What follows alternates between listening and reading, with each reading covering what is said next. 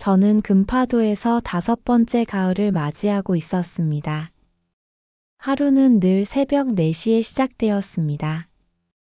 아직 동이 트지 않은 어스름 속에서 눈을 뜨고 습관처럼 창문을 열어 바다를 바라보는 것이 저의 일상이었습니다.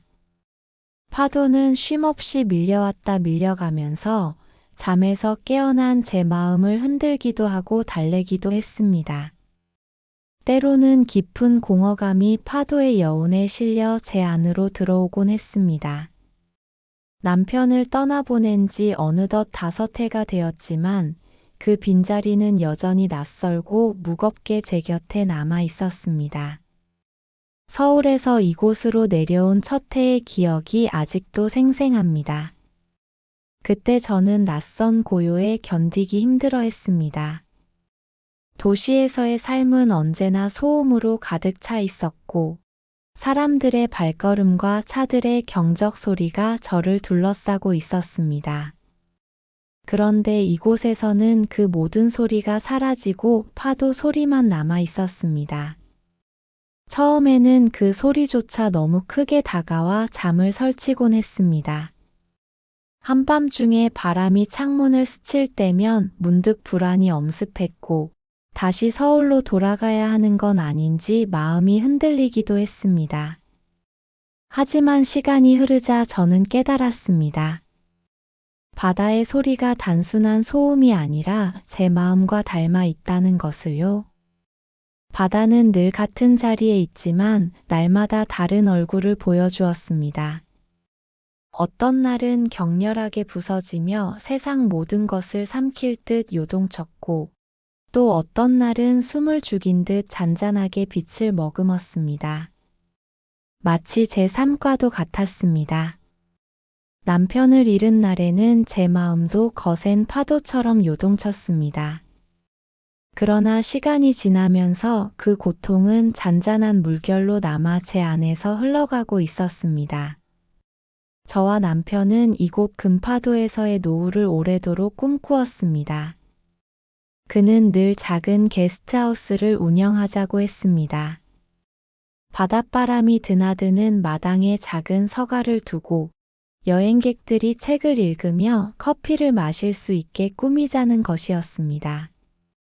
저는 텃밭을 가꾸며 손님들에게 싱싱한 채소를 내어주고 주말이면 손자들을 데려와 바닷가에서 조개를 잡게 해주자는 꿈을 품었습니다. 남편은 자주 말했습니다. 우리의 노년은 바다와 함께 할 거야. 늘 출렁이지만 늘 한결같은 바다처럼. 그 말은 저에게 약속이자 위로였고 또 살아갈 이유이기도 했습니다. 그러나 그 모든 계획은 폭풍우가 몰아치던 어느 날 산산이 무너져 내렸습니다. 태풍주의보가 내렸던 밤이었습니다. 저는 그날 밤 유난히 불안했습니다. 바람 소리가 유리창을 두드릴 때마다 가슴이 철렁 내려앉았습니다. 그래서 남편에게 바다에 나가지 말라고 몇 번이나 당부했습니다. 하지만 그는 잠깐 배만 확인하고 오겠다고 말하며 웃었습니다. 그 웃음이 마지막이 될 줄은 꿈에도 몰랐습니다. 그는 그날 밤 끝내 돌아오지 않았습니다. 수색 작업은 나흘간 이어졌습니다. 바다 위에는 수많은 배와 사람들이 남편을 찾고 있었습니다. 저는 해안가에서 손에 작은 손전등을 쥐고 끝없이 바다를 바라보았습니다. 혹시라도 불빛이 닿는 곳에 남편이 있을까 싶어, 아니. 어쩌면 그 불빛이 길이 되어 돌아올 수 있지 않을까 하는 기도 같은 마음이었습니다. 그러나 끝내 남편은 돌아오지 않았습니다. 시신조차 찾지 못했습니다. 바다가 남편을 데려간 것인지 아니면 남편이 바다를 선택한 것인지 지금까지도 알 수 없습니다. 처음에는 원망이 앞섰습니다. 왜 제 말을 듣지 않았는지, 왜 혼자 나가야 했는지, 왜 저를 남겨두고 떠나야 했는지 억울하고 분노스러웠습니다. 그러나 그 원망은 오래가지 못했습니다.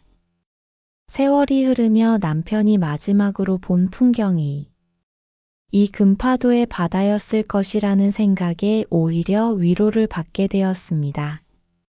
그가 떠난 자리가 허망하긴 했지만 동시에 이곳이 그의 마지막 숨결이 닿은 곳이라는 사실이 저를 이곳에 붙잡아 두었습니다. 아들은 여러 번 저를 서울로 데려가려 했습니다. 엄마 혼자 계시면 위험해요. 우리랑 같이 사세요. 그렇게 몇 번이나 권했지만 저는 고개를 저었습니다. 제 삶은 이미 이 바다와 얽혀 있었고 남편의 흔적이 남아있는 이곳을 떠나는 것은 그와의 마지막 연결마저 끊어내는 일처럼 느껴졌습니다. 물론 마을 사람들은 친절했습니다. 장을 보러 가면 인사를 건네고 가끔 집 앞에 반찬을 두고 가는 이웃도 있었습니다. 하지만 언제나 거리는 있었습니다. 서울에서 내려온 사람이라는 낯설, 홀로 사는 과부라는 시선은 제 삶에 보이지 않는 그림자를 드리웠습니다. 그래서 저는 더욱 눈에 띄지 않으려 애썼습니다. 새벽 산책을 하고 낮에는 집안일을 정리하며 책을 읽고 해가 지면 일찍 잠자리에 들었습니다. 친구들과의 연락도 점점 줄어들었습니다. 서로 다른 세상에 살고 있는 듯 느껴졌기 때문입니다. 거울을 보면 머리칼은 어느새 희끗희끗해졌고 얼굴에는 깊은 주름이 자리 잡고 있었습니다. 젊은 날 남편이 좋아했던 붉은 립스틱도 더 이상 바르지 않게 되었습니다. 누구를 위해 예쁘게 꾸며야 하는지 알 수 없었기 때문입니다. 때때로 남편이 사진을 바라보며 혼잣말을 하기도 했습니다. 여보, 오늘도 날씨가 참 좋네요. 당신이 좋아하던 바람이 불고 있어요. 그러나 돌아오는 대답은 없었습니다. 그 침묵이 제 삶의 전부가 된 듯 했습니다. 이렇듯 제 일상은 무채색으로 흘러가고 있었습니다. 남편의 빈자리는 여전히 제 안에서 살아 움직였고 바다는 늘 그 빈자리를 비추는 거울처럼 저를 마주하고 있었습니다. 그러나 그 속에서도 저는 살아내야 했습니다. 남편이 바다를 사랑했듯 저도 바다와 더불어 살아가는 법을 조금씩 배워가고 있었습니다.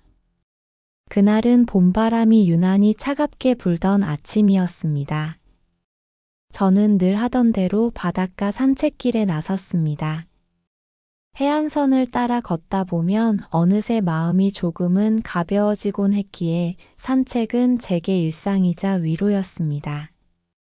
그런데 모래사장을 걷던 중 문득 주머니가 허전하다는 걸 깨달았습니다.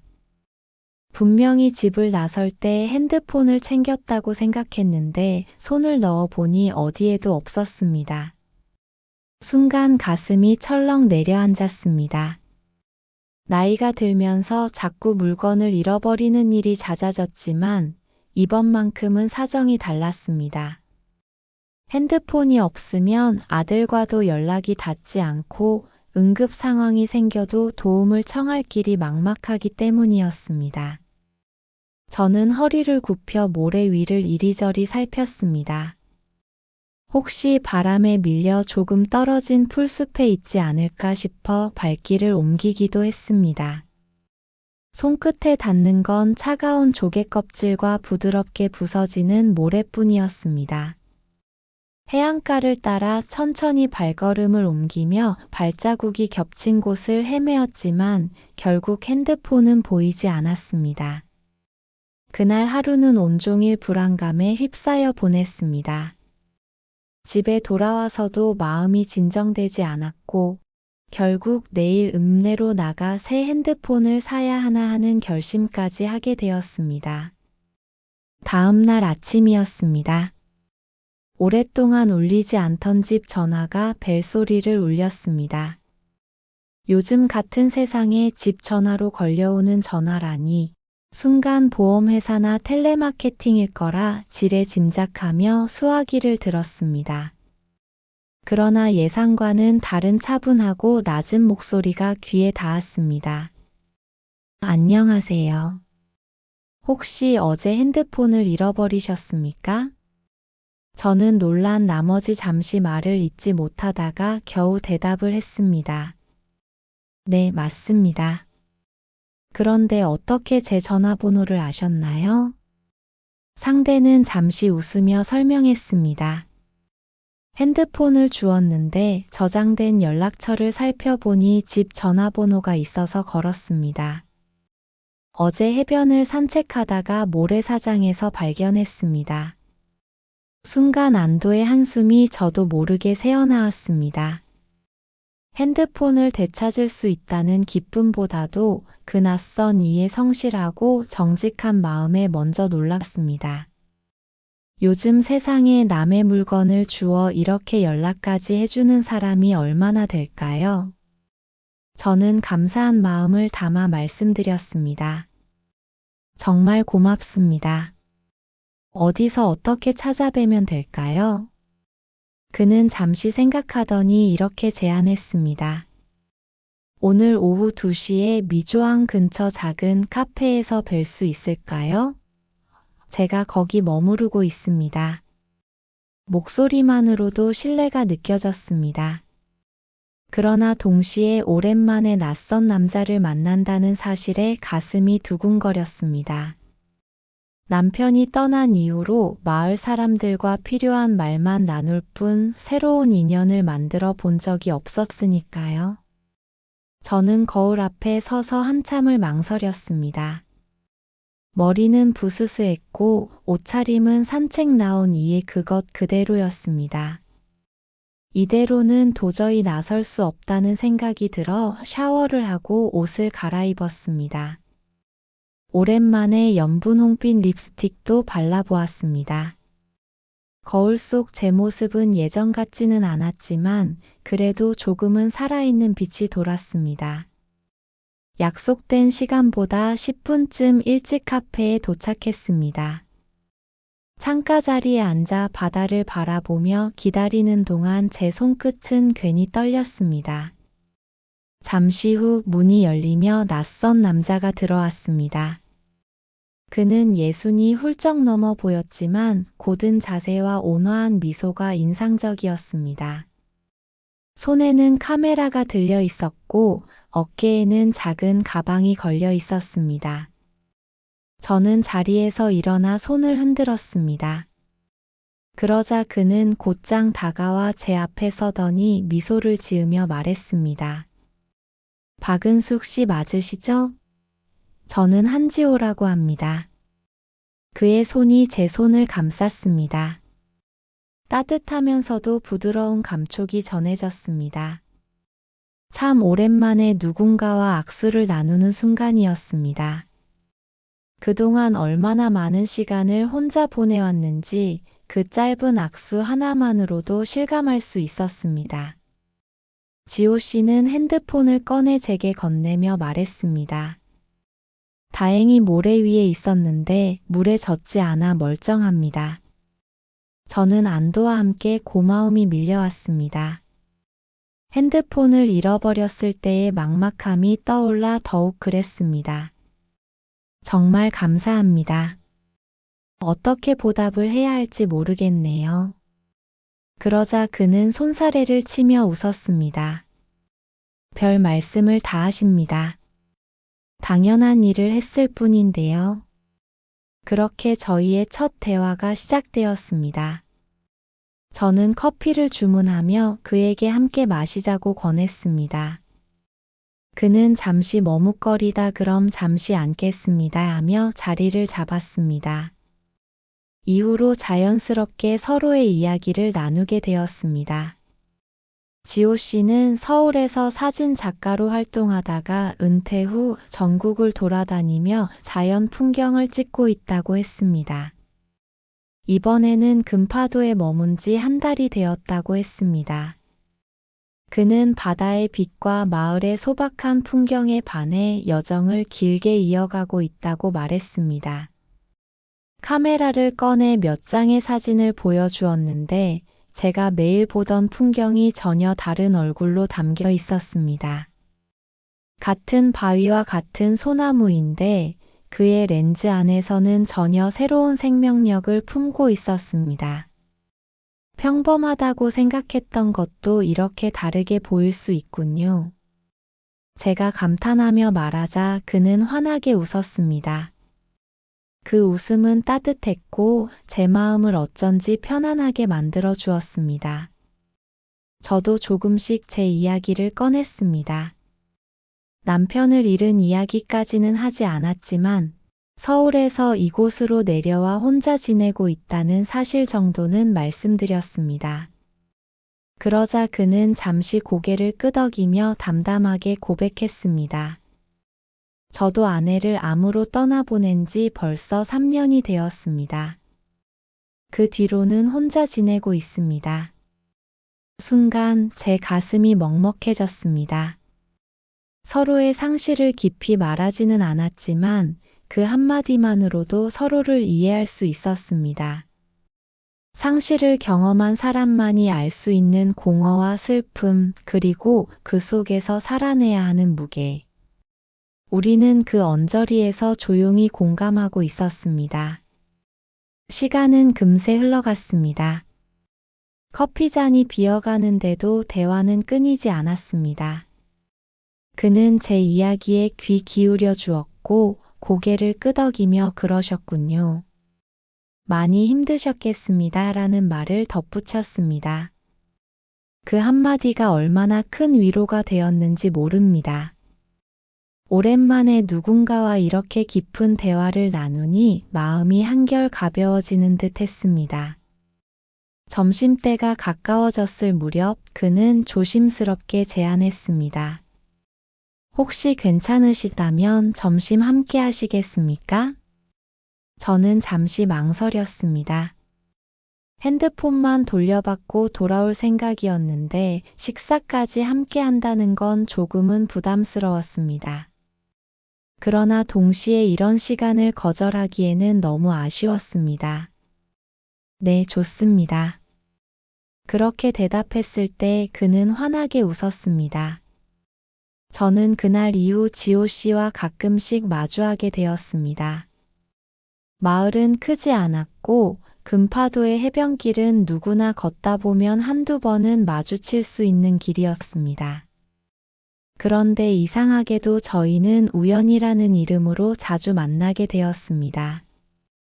슈퍼에서, 항구 근처에서, 때로는 제가 걷는 산책길 모퉁이에서 그가 서 있는 모습이 보이곤 했습니다. 처음에는 단순한 우연이라 생각했지만 시간이 지날수록 그 만남이 어쩐지 운명처럼 느껴지기도 했습니다. 그는 늘 카메라를 들고 있었습니다.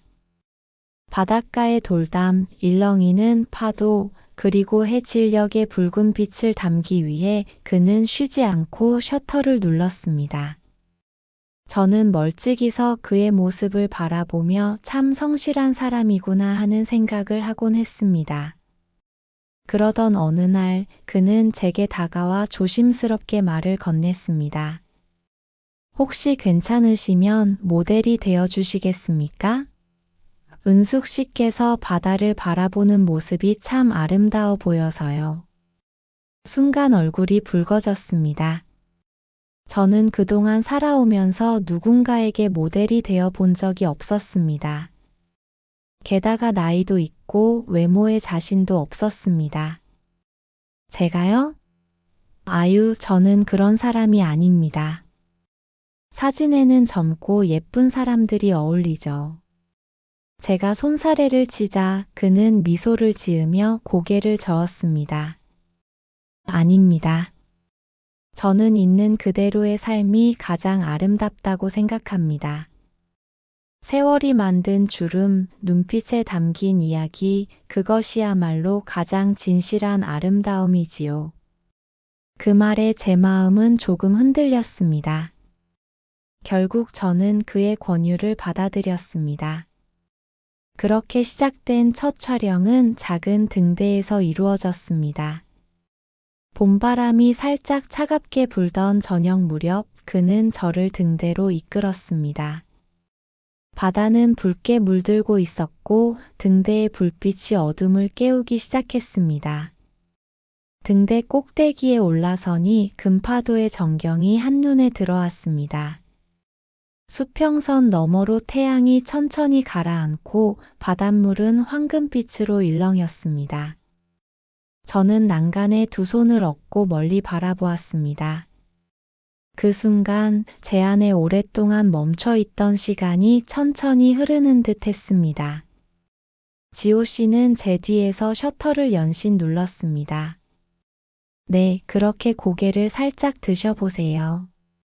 바람에 머리카락이 흩날리는 모습이 정말 좋습니다. 잠시 눈을 감으셔도 괜찮습니다. 그의 목소리는 부드럽고 조심스러웠습니다. 저는 지시에 따라 천천히 눈을 감았습니다. 눈꺼풀 너머로 붉은 햇살이 스며들고 바람은 제 뺨을 스쳐갔습니다. 그 순간 저는 오래전에 잊고 있던 감각을 되찾았습니다. 누군가가 저를 바라보고 있다는 사실, 그리고 그 눈빛이 따뜻하다는 사실. 그것만으로도 제 가슴은 설레었습니다. 촬영이 끝난 뒤 그는 제게 사진을 보여주었습니다. 화면 속에는 낯선 듯 낯익은 제 모습이 있었습니다. 등대 위에 서서 바다를 바라보는 제 뒷모습은 마치 다른 사람 같았습니다. 고개를 들고 서 있는 그 모습은 외롭지 않아 보였고, 오히려 새로운 길을 향해 걸어가는 이처럼 보였습니다. 저는 놀라움과 함께 마음이 뭉클해졌습니다. 이게 정말 저인가요? 제가 묻자 그는 고개를 끄덕이며 말했습니다. 네, 은숙 씨 맞습니다. 세월은 우리에게 많은 것을 빼앗아 가지만 동시에 다른 빛을 선물하기도 합니다. 지금의 은숙 씨는 그 어떤 젊음보다도 아름답습니다. 그의 진심 어린 말에 저는 눈물이 고였습니다. 지금까지는 거울 속 제 모습을 볼 때마다 늙어가는 현실만 느꼈습니다. 주름과 흰 머리, 힘이 빠진 어깨. 하지만 그의 카메라 속 저는 달랐습니다. 여전히 살아있는 빛을 품고 있었고 여전히 의미 있는 존재로 남아 있었습니다. 그날 이후 저는 등대를 바라볼 때마다 새로운 감정을 느끼게 되었습니다. 그것은 단순히 풍경을 보는 것이 아니라 저 자신을 새롭게 바라보는 시간이 되었습니다. 지호 씨는 촬영을 마치고 난 뒤 말했습니다. 은숙 씨, 저는 사진을 찍을 때마다 한 사람의 이야기를 담으려 합니다. 오늘 은숙 씨를 찍으면서 저는 새로운 시작의 이야기를 본 것 같습니다. 그 말은 제 마음속 깊은 곳에 남았습니다. 새로운 시작. 그 단어는 제가 오랫동안 외면하고 살아온 말이었습니다. 남편이 떠난 뒤로 제게 시작이라는 건 더 이상 없다고 생각했기 때문입니다. 그러나 그날 등대 위에서 불어온 바람과 그의 눈빛 속에서 저는 알게 되었습니다. 여전히 시작은 가능하다는 것을요. 집으로 돌아오는 길에 바다는 여전히 출렁이고 있었습니다. 그러나 그날따라 파도는 유난히 부드럽게 느껴졌습니다. 마치 저를 다독이듯 앞으로 나아가도 괜찮다고 말해주는 듯 했습니다.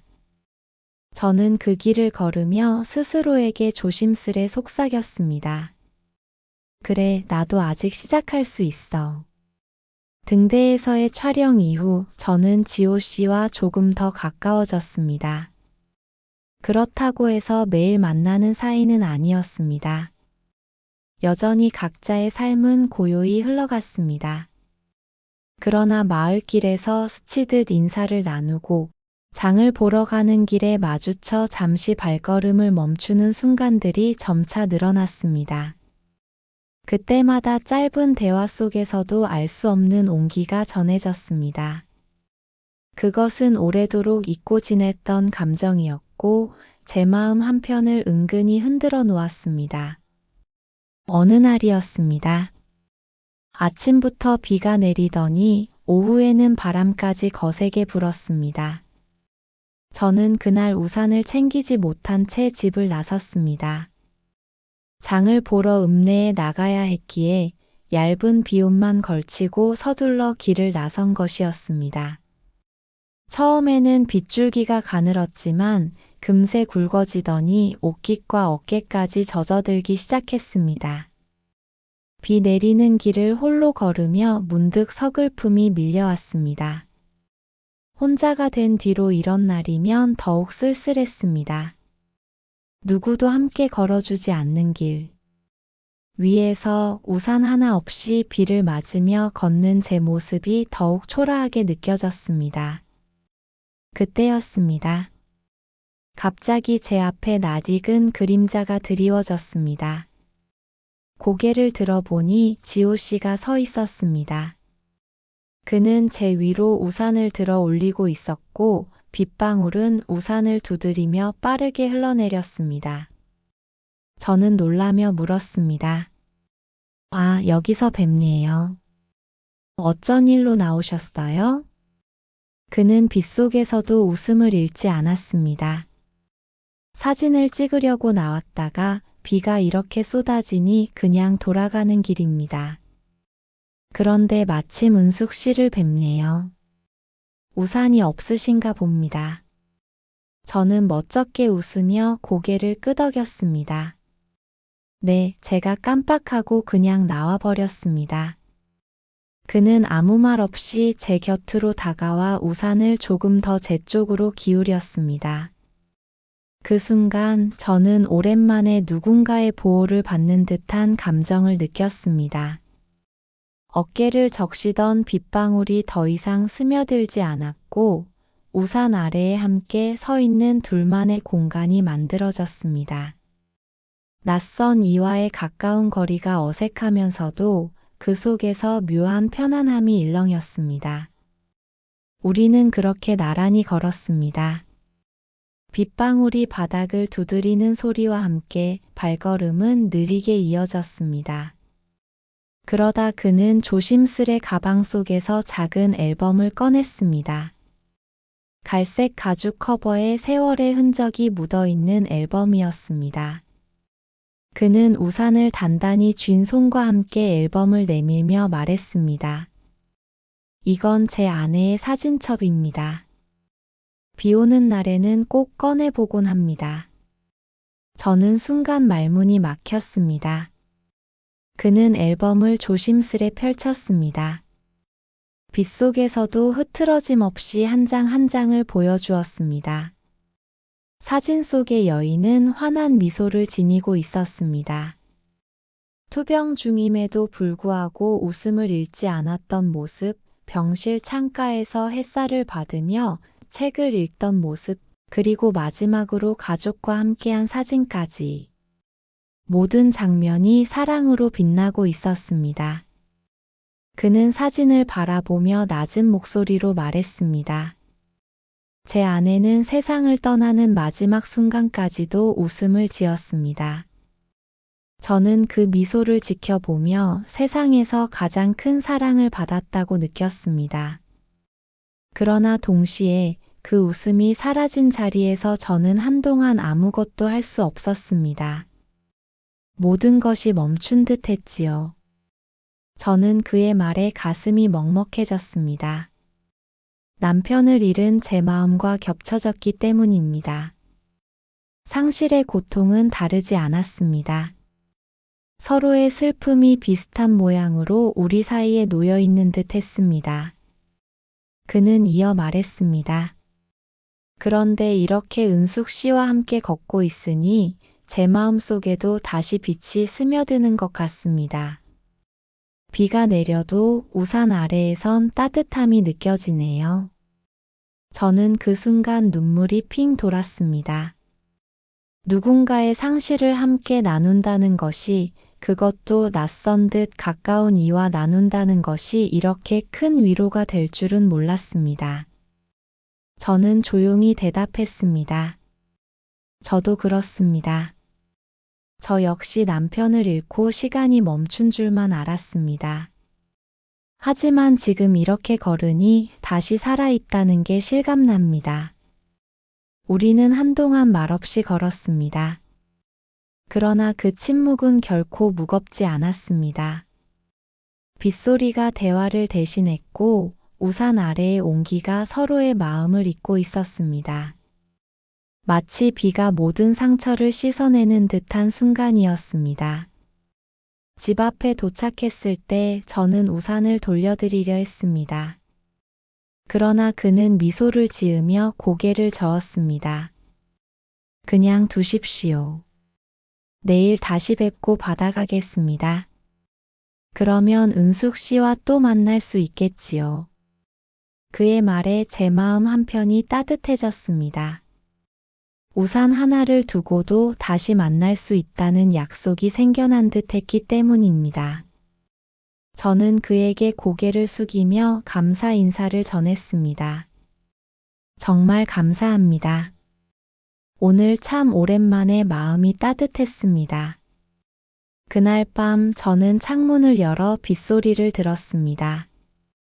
낮에는 외롭고 쓸쓸하게만 들리던 빗방울 소리가 그날은 다르게 느껴졌습니다. 우산 아래에서 함께 걸었던 순간이 떠올랐기 때문입니다.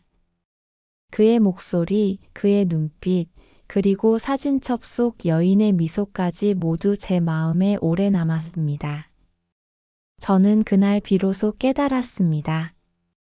상실은 우리를 무너뜨리지만 동시에 우리를 잇기도 한다는 것을.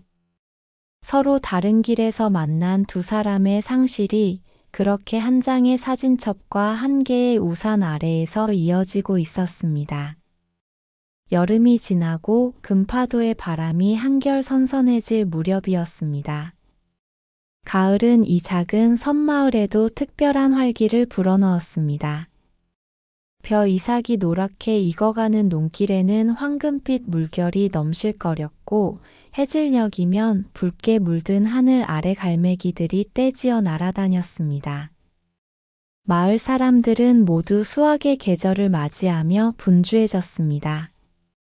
그리고 매년 가을이면 열리던 작은 축제가 있었습니다. 농악대가 마을 어귀를 돌며 흥을 돋우고 바닷가 광장에서는 음악회와 전시회 그리고 작은 장터가 열렸습니다. 저는 그동안 이런 자리에 나가는 것을 주저했습니다. 사람들 속에 서면 시선이 모아지는 듯 했고 혼자가 된 제 모습이 괜히 부끄럽게 느껴졌기 때문입니다. 그러나 그해 가을에는 달랐습니다. 지호 씨가 먼저 제게 말을 꺼냈기 때문입니다. 은숙 씨, 이번 주말에 마을 축제가 열리는데 혹시 같이 가보시겠습니까? 좋은 사진을 찍을 수 있을 것 같아서요. 혼자 가는 것보다 함께 가면 더 즐겁지 않겠습니까? 저는 잠시 망설였습니다. 아직 마을 사람들의 시선이 두려웠기 때문입니다. 그러나 그의 말 속에서 느껴진 따뜻한 배려가 제 마음을 움직였습니다. 저는 조심스레 고개를 끄덕였습니다. 네, 그럼 같이 가보지요. 저도 오랜만에 사람들 속에 서고 싶습니다. 그날 저녁 저는 옷장을 열어 한참을 서성였습니다.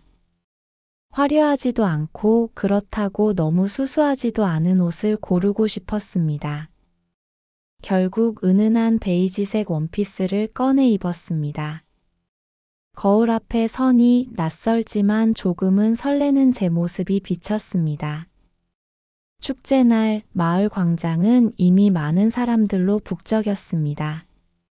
아이들은 풍선을 들고 뛰어다녔고 어르신들은 장터에서 장아찌와 갓 담근 김치를 흥정하며 웃음을 터뜨렸습니다. 무대 위에서는 지역 청년들이 준비한 음악회가 한창이었고 꽹과리와 장구 소리가 어우러져 가을 하늘에 울려 퍼졌습니다. 저와 지호 씨는 함께 광장 한쪽에 자리를 잡았습니다. 그는 카메라를 꺼내 사람들의 얼굴, 아이들의 웃음, 그리고 풍경을 부지런히 담아냈습니다. 저는 그의 옆에서 음악 소리에 발끝을 살짝 움직이며 축제의 흥겨움을 느끼고 있었습니다. 그러던 순간이었습니다. 무대에서 경쾌한 곡조가 흘러나오자 사회자가 외쳤습니다. 이번 곡은 모두 함께 즐기는 무대입니다. 누구든지 자리에서 일어나 함께 춤추셔도 좋습니다. 순식간에 광장에는 박수와 환호가 터져 나왔습니다. 몇몇 어르신들은 벌떡 일어나 흥겹게 춤을 추기 시작했고, 아이들은 그 옆에서 빙글빙글 돌며 따라했습니다. 저는 그저 웃으며 바라보고 있었는데 갑자기 옆에서 지호 씨가 제게 손을 내밀었습니다. 은숙 씨, 저와 함께 춤추시겠습니까? 저는 순간 당황했습니다. 아니에요. 전 이런 데서 춤출 만한 사람이 못 됩니다. 두 손을 저으며 고개를 저었지만 그는 포기하지 않았습니다. 괜찮습니다. 잘 추지 않아도 됩니다. 그냥 음악에 몸을 맡기면 됩니다. 오늘만큼은 마음껏 즐기셔도 되지 않겠습니까? 그의 진지한 눈빛에 저는 더 이상 거절할 수 없었습니다. 결국 그의 손을 잡았습니다. 따뜻하고 든든한 손길이 제 손을 감싸자 순간 가슴이 두근거렸습니다. 우리는 광장 한가운데로 나섰습니다. 음악은 경쾌했고 사람들의 박수는 점점 커졌습니다. 처음에는 발걸음이 어색했습니다. 주위를 둘러싼 시선이 부담스러웠습니다. 그러나 지호 씨가 제 귀에 속삭였습니다. 저만 보시면 됩니다. 다른 사람은 보지 마십시오. 그 말에 저는 그의 눈을 바라보았습니다. 그러자 주위의 시선은 점차 희미해졌습니다. 오직 그의 손길과 음악만이 제 마음속에 남았습니다. 우리는 천천히 발을 맞추며 원을 그렸습니다. 그는 리듬에 맞춰 제 손을 이끌었고 저는 따라가며 웃음을 터뜨렸습니다. 얼마나 오랜만이었던가요? 남편과 함께 젊은 날 잔치 자리에서 춤을 추던 기억이 아득히 떠올랐습니다. 그때와는 다른 설렘이었지만 분명히 살아있다는 기쁨이 제 몸 안에서 새롭게 일렁이고 있었습니다. 사람들은 우리를 향해 박수를 보냈습니다. 아이들이 깔깔거리며 할머니 멋져요 하고 외쳤습니다. 저는 얼굴이 붉어졌지만 그 순간만큼은 부끄럽지 않았습니다. 오히려 제 안에 갇혀있던 긴 세월의 외로움이 무너져 내리고 있었습니다. 춤이 끝나자 우리는 숨을 고르며 마주 섰습니다. 그의 눈빛은 따뜻했고 저의 눈가에는 눈물이 고였습니다. 저는 떨리는 목소리로 말했습니다. 정말 오랜만에 웃었습니다. 이렇게 사람들 앞에서 이렇게 마음껏 웃어본 게 언제인지 기억도 나지 않습니다. 그는 미소를 지으며 대답했습니다. 오늘 은숙 씨의 웃음을 사진으로 담고 싶습니다. 하지만 사진보다 더 소중한 건 제 마음속에 새겨진 이 순간입니다. 그 말에 제 눈물이 흘러내렸습니다. 그 눈물은 슬픔이 아니라 오랫동안 굳어있던 제 마음이 풀려나온 눈물이었습니다. 그날 밤 집으로 돌아오니 귓가에 여전히 음악이 맴돌았습니다. 발끝은 여전히 리듬을 기억하고 있었고 제 심장은 오랫동안 잊고 있던 두근거림을 간직하고 있었습니다. 창문 너머로 불어오는 가을바람은 시원했지만 제 마음은 따뜻했습니다. 저는 속으로 조용히 중얼거렸습니다. 여보, 오늘 저는 참 오랜만에 웃었습니다. 당신이 떠난 뒤로 멈춘 줄 알았던 제 시간이 다시 움직이고 있습니다. 혹시 당신이 곁에 있었다면 오늘의 저를 보고 미소 지어 주셨을까요?